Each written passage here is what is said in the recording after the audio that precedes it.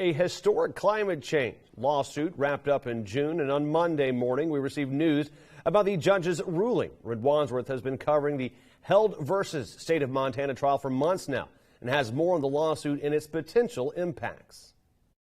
That's absolutely right. Yesterday, young climate activists earned a historic legal victory after a judge agreed with their position that Montana was violating their constitutional rights. Judge Seeley ruled that the state's failure to consider greenhouse gas emissions from mining and energy projects directly violates our state's constitution, specifically the amendment that guarantees a clean and healthful environment. Seeley's order permanently banned two bills passed during this year's legislative session, Senate Bill 557 and House Bill 971, ruling them unconstitutional. Both laws prohibited state agencies from considering greenhouse gas emissions when performing environmental impact assessments. But an environmental science professor says walking the line between economic advancements and ecological protection is something Montana is all too familiar with. I think that as Montanans, we need to think about our history, the history that is reflected in our Constitution and what that's all about.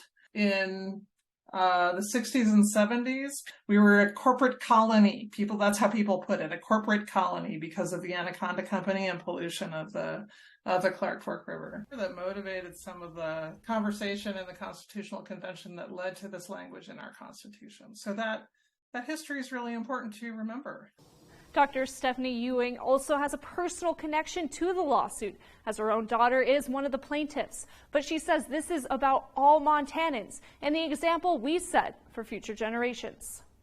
Do you think that this is something that we should look at, and I'm hopeful that Montana can demonstrate how you look at it and how you talk about it in a way where we demonstrate our capacity to take care of each other.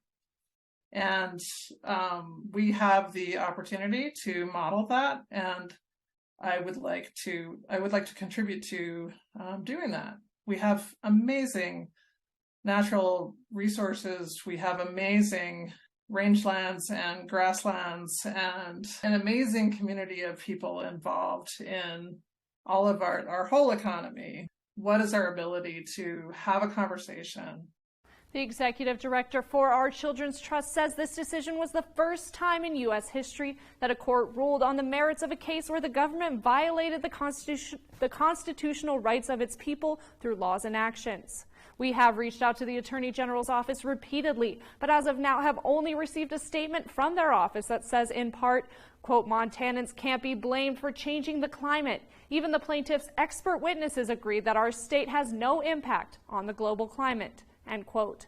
The state now has 60 days to appeal to the ruling, and the Attorney General's office say they plan to do just that. Depending on the outcome of the appeal, this trial may serve as a reference for future environmental cases heard across America, but only time will tell how far it may go.